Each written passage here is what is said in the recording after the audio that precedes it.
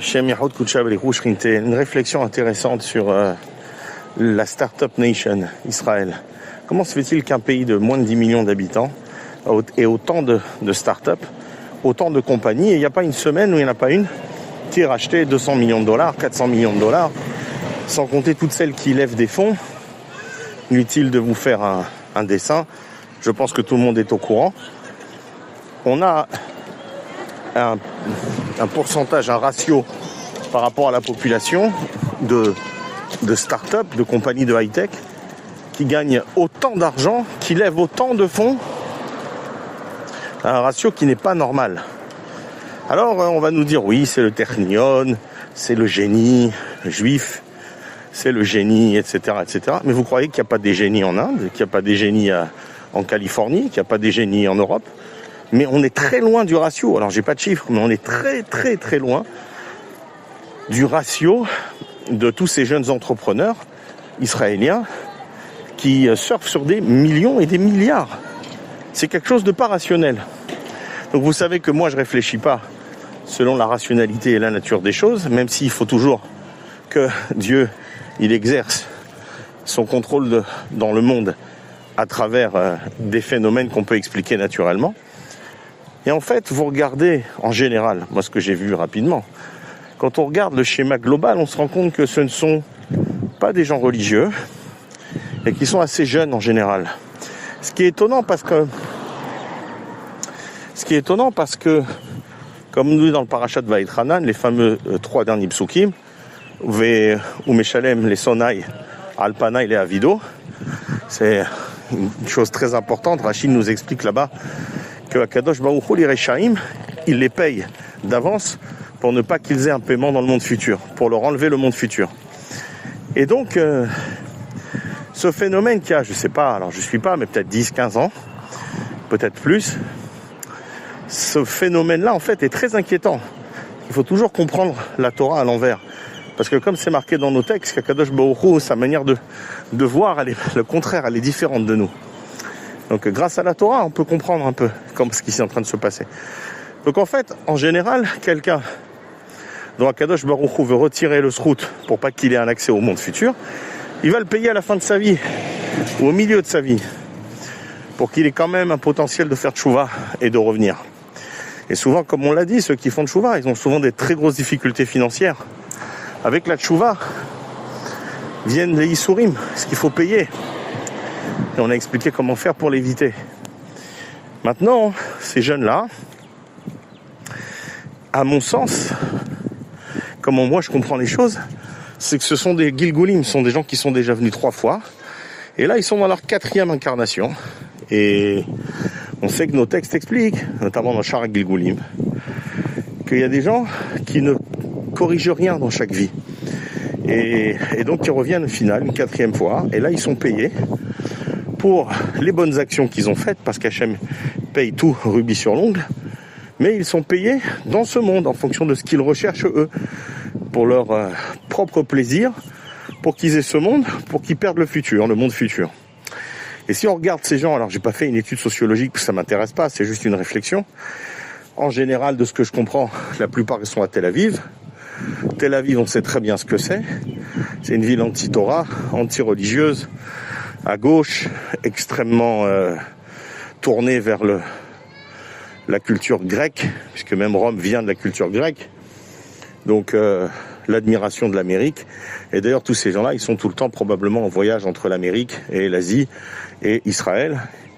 Et en fait, la seule chose qui les intéresse, c'est de monter une start-up, de lever beaucoup d'argent avec des ventures capitalistes. Et au final, l'exit, la sortie, est de prendre des centaines de millions de dollars. Voilà. C'est ce qu'ils recherchent. Et il semble qu'on n'est pas sur un cas. Je crois que le premier, c'était avec Waze, je crois, ou peut-être WhatsApp, ou comment il s'appelait, Viber peut-être, je sais plus. Mais je sais que ça avait commencé comme cela. Et donc, vous comprenez maintenant ma logique, c'est qu'en fait, il semblerait que ces gens-là, ils soient pas bénis, mais ils soient maudits. On sait que la véritable richesse dans ce monde, c'est la Torah, l'accès à la Torah et aux mitzvot. C'est pour ça qu'on dit, c'est ce qu'est la mitzvot, celui qui a fait une mitzvah, qu'Hachem, il t'en donne une autre. Puisque le salaire des mitzvot, c'est payé à des niveaux qui ne sont pas matériels, qui sont payés dans le monde futur, à des niveaux spirituels de lumière qui sont extraordinaires. Chaque mitzvah. Par contre, ces gens-là, Avera, Goreret Avera. Donc, des mauvais comportements entraîne qu'ils aient les forces du mal, ils aient la possibilité de les faire fauter encore et encore et encore. Donc pour conclure ces petites réflexions, vous avez compris que comment moi je comprends la chose, c'est que ces gens-là ne sont pas bénis du tout, ils sont pas géniaux du tout, ils sont pas plus géniaux que les Californiens ou que les Indiens ou les Chinois. C'est juste qu'ils sont en train d'être payés. On est à la fin des temps. On est à la fin des temps, Bezrat Hashem, on espère chaque seconde. Et donc ces gens-là, ils sont en train d'être payés maintenant, en totalité, de tout ce qu'ils ont fait dans ce Gilgoul-là, dans cette incarnation, et dans les 3 précédentes. Et voilà pourquoi il ne faut pas les envier, mes amis. On n'envie pas ces gens-là. On n'est pas venu sur Terre pour s'enrichir, pour être... Quand on dit qu'Israël doit être la lumière des nations, ça n'a rien à voir avec tout ce qu'on entend, les prix Nobel, etc. C'est des choses plus poussées. Et en fait, on le comprendra au moment du Mashiach. C'est ça qu'on comprendra. Comment les vraies nations, c'est-à-dire que celles qui étaient attachées au peuple juif au départ, à l'époque d'Adam Arishon, mais qui sont tombées dans la clipa à cause de la faute d'Adam, qui ont été abîmées, elles vont revenir, et par plaisir. Par contre, toutes les âmes mauvaises des nations, celles-là qui n'étaient pas attachées au peuple juif, celles-là, elles vont pas faire long feu. Et avec elles, tout le Erev Rav, voilà, toutes ces Rechaïm, tous ces gens qui ne pensent qu'au plaisir physique de ce monde, à l'argent, à la gloire, donc tout cet esprit start-up, le problème c'est que la start-up, elle va aller up très vite, elle va aller up très loin, très haut, mais que le start-down ou le touchdown, il va être assez sévère. Donc c'est une leçon de morale pour nous tous, pour nous dire qu'on est là pour corriger ce qu'on a fait avant et pour revenir de là où on vient. On vient pas d'ici, on est descendu ici parce qu'on y est venu déjà au moins une première fois, qu'on y a laissé beaucoup de choses de la sainteté, de la Gdoucha, et qu'on est venu les récupérer et les remonter de là où elles viennent. Donc ici, c'est un trou, c'est une prison. Nos textes le disent. C'est un endroit de souffrance, de travail, mais c'est un endroit dans lequel le mérite, Sachar ve'onesh, le salaire ou la punition, vont être déterminés en fonction du travail qu'on a effectué. Donc, que les artistes, soi-disant juifs, les comédiens, soi-disant juifs, les entrepreneurs, soi-disant juifs, qu'ils aient une vie extraordinaire dans ce monde, c'est un très mauvais signe. Je vous l'ai toujours dit, je vous le redis.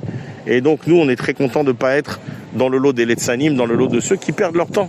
Au lieu d'être là à faire le travail, ils sont là à utiliser toutes leurs cartouches dans ce monde et pour ne rien avoir après.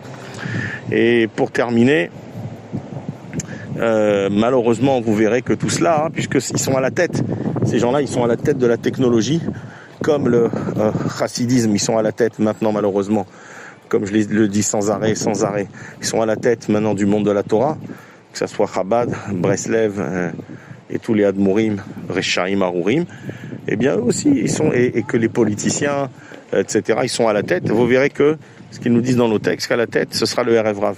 Donc eux aussi, ils sont du Erev Rav, très probablement, sont un Erev Rav séculaire, non religieux, intellectuel entre guillemets, dans l'entrepreneuriat, mais qui sont pas moins, qui ni plus ni moins que du Erev Rav, qui sont là pour être payés, pour qu'Hachem ne leur doive plus rien. Parce que si c'était des véritables enfants d'Akadosh Baruch Hu, je vous dis, quelqu'un qui aime vraiment ses enfants, comme Akadosh Baruch Hu qui aime ses enfants, il va pas les gâter comme ça pour rien, leur donner des centaines de millions en 1 an, 2 ans, 3 ans d'entrepreneuriat, pour qu'ensuite ils aillent aller se perdre dans tous les luxes et toutes les bêtises et les choses inutiles de ce monde. Ça, c'est pas ce qu'un père il fait. Un père qui aime son enfant, il va l'aider à se changer lui-même, à changer sa nature. Et il va pas le gâter pourrir comme ça. Donc ceux qui sont gâtés pourris par en haut, ils sont payés et qui profitent bien de leur existence. Et je termine par dire que si vous êtes un jeune et que vous avez des ambitions de start-up, on peut monter une start-up. J'ai pas dit que c'était interdit, d'accord ? Mais si on monte une start-up, on est aussi un Ben Torah. On est aussi un juif qui fait toute la Torah au mitzvot, qui respecte tout. Et si Hachem il vous bénit dans ce cas-là, hein, que l'argent il est propre, parce que là la personne elle est chômeur Shabbat, etc. À ce moment-là déjà, il y a au moins 10 à 20% qui vont, au moment de la sortie, il y a au moins 10 à 20% qui vont déjà au Maaser. Vous comprenez? Plus la personne avec tout cet argent, elle va mettre son argent dans des vraies institutions de Torah, dans des kolélim, de gens qui étudient, pas chez ces crapules de chassidim.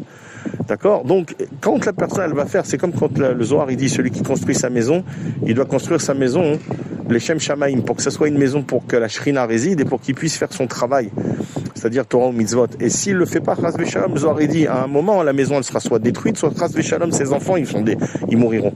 Alors les maisons détruites, on sait ce que ça veut dire. Ça peut, il y a 10 000 manières de le comprendre. Et les enfants, chas v'shalom, si aussi ils sortent du chemin, c'est une signe de destruction. Donc sachez que ce qui peut apparaître comme une bénédiction, ça l'est souvent pas. Il faut comprendre comment fonctionne le monde sans le Kadosh Baruch Hu un petit peu, en fonction de ce que nos Chachamim nous expliquent. Et donc si vous avez envie de monter, de toute façon, il faut avoir une parnassa, il faut avoir un métier. Mais le but c'est pas de devenir millionnaire, milliardaire. Le but, c'est de faire le travail. Quand on sort de ce monde, on sort propre, que l'âme que Dieu nous a donnée, il la récupère avec les habits qu'il faut, avec les tikkunim, les réparations qui sont nécessaires, et qu'on ait un compte de mitzvot, d'études de Torah et de tfilot, etc., qui soit suffisant. Donc ne vous laissez pas étourdir par ces réussites spectacles rapides, flamboyantes, parce que ce sont des cadeaux empoisonnés. Et en fait, Hachem, il sait qu'ils ne feront pas de tchouva. Hachem, il sait que de ces gens-là ne sortira rien de bien.